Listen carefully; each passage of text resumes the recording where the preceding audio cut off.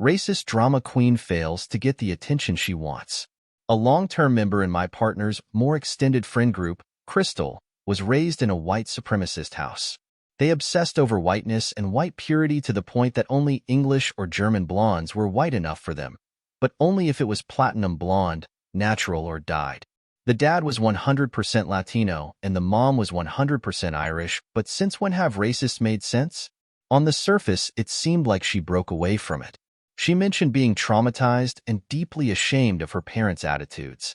Most of her friends were non-white or mixed race. I congratulated her on working through so much and breaking out of very toxic beliefs. Despite trying to befriend her, Crystal was always hostile towards me, but it was subtle so nobody noticed. She'd often neg me. She'd make pointed remarks about how not everyone could pull off her hair color, how awesome it was to have recessive genes, etc. She'd find small reasons to be upset with me, refuse to tell me what they were but would tell my partner. She flirted with my partner in front of me, which he was oblivious to, despite being fiercely loyal to her own boyfriend. She's 30 going on 13. She tried to turn the friend group against me when I got sick at her house one night and had to leave early. I noticed all the friends Crystal specifically surrounded herself with were either noticeably less attractive than her, or were deeply insecure too and would worship her as a result. I noticed how she'd share an embarrassing story, mention her naturally blonde hair, take out a revealing photo, or tell a raunchy joke to grab attention when I was talking. I remember her mentioning her love of the high-value life, Bitchy sitcom characters, reality TV, celebrity gossip, and the fights she caused over the years. I'm white. I'm naturally brunette. I love being brunette. I like blondes, redheads, etc. I don't like superiority complexes, narcissistic power trips, or petty social games. Kill him with kindness can be hilariously petty. If she mentions blonde superiority, I calmly counteract by genuinely and openly praising the beauty of brown hair, red hair, black hair, curls, natural textured hair, etc. I made my partner feel as safe as he did for me. My partner eventually realized Crystal was using him for attention and favors and stopped insisting I befriend her. Without saying a negative word, I boosted the healthy confidence of several of her friends so much, they don't obsess over her anymore. I studied animal behavior and befriended her rescue dog who barks at everyone but her. The pettiest thing I do is nothing. She's the type who is looking for a fight, and it's driving her nuts that I don't give her one. I know I was the petty. My ex used to get mad at me for using his socks. He would tell me I was irresponsible for not keeping up after mine and then using his, only to misplace the pair I borrowed or having it dirty and not cleaning it immediately after using it. What if I wanted to wear that pair? He would ask. Mind you, I maybe borrowed 1 or 2 pairs a month and it was just in between laundry days. And if, rarely, I noticed we were low on sock, I'd buy a couple packs. He got so fed up with me one day that he came home with like 6 packs of socks, gave me 4 and kept 2 for himself. Told me I will not be touching his socks. He made sure they were a different color and style so he would know if I grab one of his. Fast forward several months later to when I found out just how much of a piece of shit he was when he drinks. I moved out less than a week later, and I took every damn sock in that house. I deep cleaned a couple days before leaving. Found every sock I could, under couches and beds, some fallen behind and beside washing machine and dryer, did all the clothes, even went through his car, clothing drawers, and gym bag. I made sure there was not one damn sock left in that house when I left. Sometimes, when I am getting ready, I think about what I did. I smile. FK that piece of shit. Bitchy SIL wanted cat's attention. The cat chose me. My SIL has always been passive-aggressive and rude to me due to issues she specifically has with my partner, her brother. Issues she doesn't bother to directly work out with him. She shuts me out of conversations. She refused to get to know me better, talk to me, build any relationship, say hi or reply to my texts. She treats me like I'm unwelcome whenever I see her. She's one of those, I like cats more than I like people, and I will always remind you of that, types. At a friend's party, she begged and pleaded for their cat's attention all night. I shifted the way I sat so the cat could sit on my lap. The cat chose me. She was salty. I'm returning my sister's trash to her. My sister doesn't clean up after herself at all, even though we have a cleaning schedule. It began all right, but no, she doesn't even try anymore. She leaves her stuff everywhere and either doesn't see the mess or doesn't mind living in Troll Cave.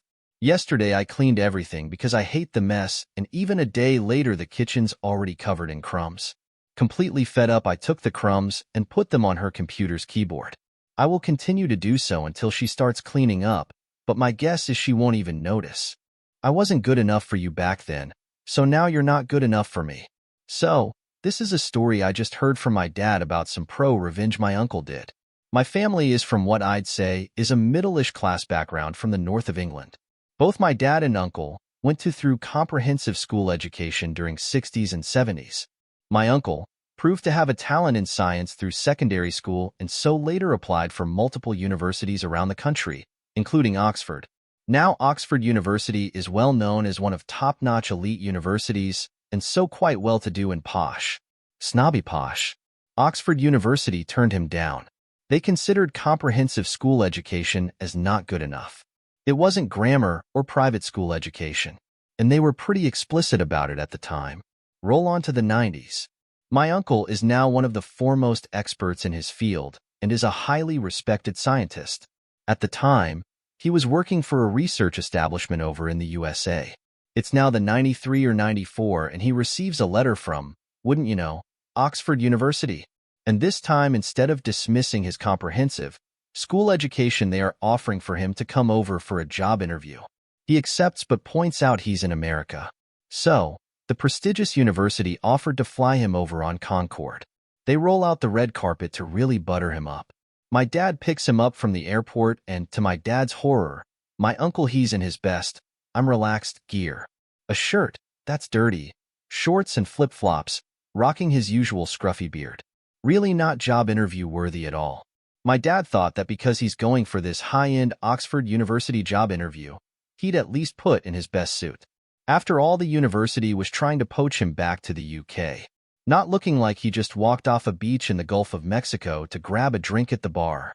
So, my dad drops my uncle off and waits in the car park. 1 hour later, my uncle reappears, gets in the car, and asks to be taken to the airport.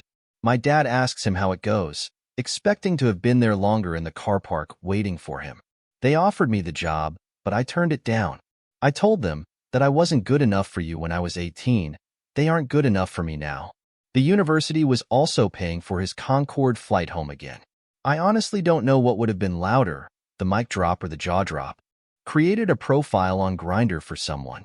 Years ago when I was in my early 20s, I was on a dating site and was talking to this guy. He gave me his number and told me to text him. When I told him no, I wasn't comfortable with that. He flew into a rage, called me a cow, etc. When I told him to apologize, he kept refusing and instead continued to insult me. So I decided to let my chaotic side be unleashed. I had his name, pictures of him, and his phone number. So I downloaded Grindr and created him a profile and put his number on there. I screenshot the profile to the dude and he immediately started apologizing, but I told him it was too late because I had already deleted the app and wouldn't be able to remember the username or password. I felt pretty happy with myself. Smiley face. By the way, I'm female, lol. Hubby's ex got what she deserved. First time posting and not 100% sure if this fits here, but here we go. Hubby and I are both in our 50s, so this happened many years ago.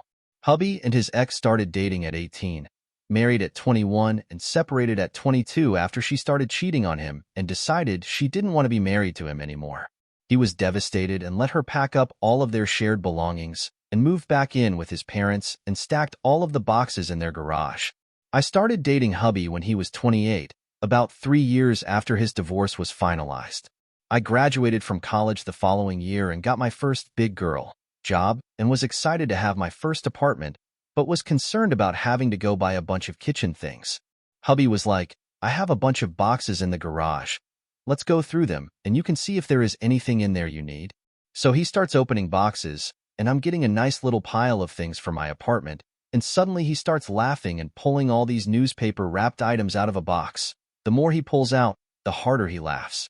When he catches his breath, he says, well, I guess her china teacup collection is useless without all of the saucers. His ex had given him an entire box of carefully wrapped saucers, and she obviously had the box of equally carefully wrapped teacups. We took the teacup-less saucers to a second-hand store, and he chuckled about her screw-up at random times for weeks. I made my friends rage quit for making fun of me while playing badminton. I was playing badminton with my friends. I'm much better than them, and to make it fun for them instead of me getting the point in 5 seconds, I was going more for style points than actual points. When I messed up a couple times, they started making fun of me. After a few times of them jeering, I decided to teach them a lesson. In badminton, there's rules for how you can serve the shuttle. For example, you can't swing the racket more than once, your foot can't be on the center line, etc. So, I started to call out every one of their violations, faults, and showed no mercy. I think I almost broke one's nose with a jump smash. Listen to your kids or get shamed. My mother went through a Christian fundamentalist phase when I was a child and got really into those Christian parenting books.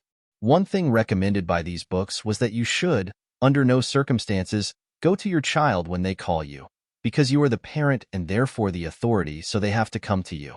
Because, of course, children call for their parents because they're entitled brats and not because they need help or anything. So when I got my first period, I had no idea what it was. Naturally, I assumed I was dying because there was blood everywhere. So I called out for my mother. She was with a ladies' Bible study group in the living room and calls back across the house, "You have to come to me, remember?" I try again, but she refuses. So, still thinking I'm dying from mysterious internal wounds or something, I take my panties off, pull my shorts back on, and go to the living room and drop my bloody pants in her lap. She was horrifically embarrassed in front of all her church friends, whisked me back off to the bathroom, and sorted out the situation. She also never pulled that "you come to me because I'm the authority" shit again. My travel partner doesn't want to clean the toilet? Okay. I've, 55F, been on a 5-week RV trip with a friend, 49F, who has systemic disabilities which cause her to not have a lot of energy. She is also very sensitive to various things, which are things most adults deal with in everyday life. She was lucky enough to have inherited a bunch of money from a relative, and thus has helper people that she hires on a weekly basis to come and do stuff around her house. And for the first week and a half of this trip, she barked orders at me and was extremely demanding, and not at all helpful in any aspect of the travel. The RV has a bathroom on board, which is kind of like driving around with a porta potty, but slightly less gross because there is a flap that covers the hole when you are not purposefully flushing waste. Friend really did not want to use the onboard bathroom, but we were at an RV park and the public bathrooms were too far away for her to walk to, so she used them while I was doing some work outside. She came out and announced that she had both peed and pooped. I congratulated her and asked if she had any problems figuring out how to flush the toilet. She said no. I let her know that there was a toilet brush hanging on the back wall in case there were any remnants left over. She told me that she does not clean toilets. I told her that I was not at all interested in cleaning up her shit. She replied that she hires people to clean her toilets and that she refused to do it. I asked her to please at least swish some water around to see if that took care of any evidence. Apparently it did.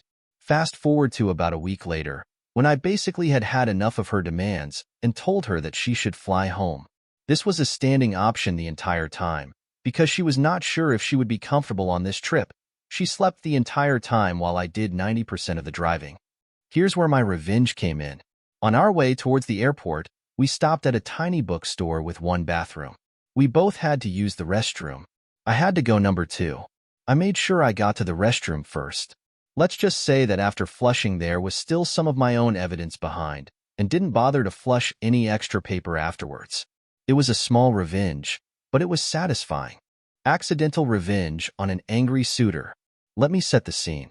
As a teen, I was involved in a lot of live theater. For those that don't know, shows require several hours of nightly practice for months before hitting the stage. Being the eldest of my siblings, I also acted as chauffeur for them when my parents were at work. One particular Wednesday, I was tasked with taking my siblings to our church for the dinner, services, and other activities before my play practice. When we got to the church, my siblings went their respective ways, and I took the opportunity to eat dinner. Grabbing my plate, I took a seat at a random table and started making friends with the others seated there. The majority of my conversations were with a decent-looking guy that seemed to be close to my age, if not a few years older.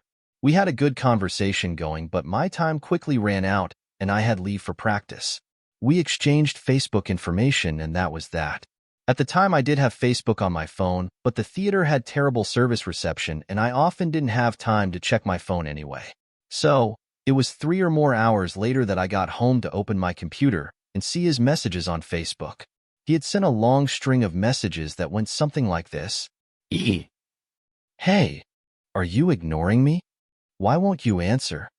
F at hashtag KU. I didn't like you anyway by hashtag $H. I was freaked out by the messages and didn't know how to respond. So I went to my dad and asked him how I should handle the situation. My dad went protector mode and started asking me questions.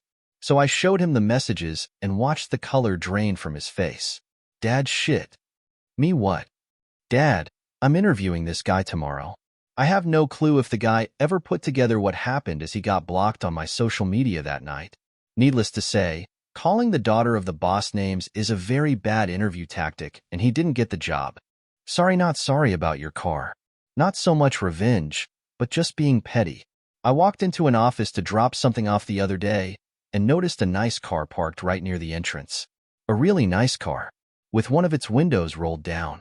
Since there was a storm rolling in, I thought I'd do the courteous thing and tell the person in reception that the car's owner should roll up the window before the storm let loose. I walked around behind to get the license number and noticed a pair of MAGA bumper stickers on the back. Oh well, never mind. Complain on my truck? Enjoy cleaning your fountain. Many years ago, I lived in a development that formed an HOA 15 years after the development was finished. So joining the HOA was optional as it wasn't created when the development was. I opted not to join. I had a truck sitting in my driveway that ran, but I seldom used since I commuted to work and it sucked gas like Linda Lovelace. It also had a tire with a slow leak, so the minute the rim touched the concrete, I would get an inoperable vehicle notice from the city, which was fucking stupid to start with. It was an MY driveway. So I'd air up the tire and notify the city, and the notice would be filed under unsubstantiated. After about the third or fourth time of this happening, I was on the phone with code enforcement, and they were getting as annoyed with the complainant as I was. While they couldn't tell me who was filing the complaint, they hinted around enough that I knew who it was.